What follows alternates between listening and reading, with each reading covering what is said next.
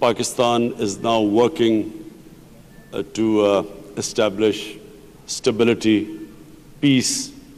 It is already trying to sort out how Pakistan can get a peaceful political solution in Afghanistan by getting the Taliban to have dialogue with the Americans and the Afghan government, and hoping, and Pakistan will be hoping, that there is peace in Afghanistan, which will then have stability in Afghanistan, and of course, whatever happens in Afghanistan affects the Pakistan border areas.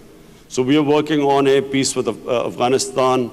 We have a decent relationship with Iran. We are trying to strengthen them.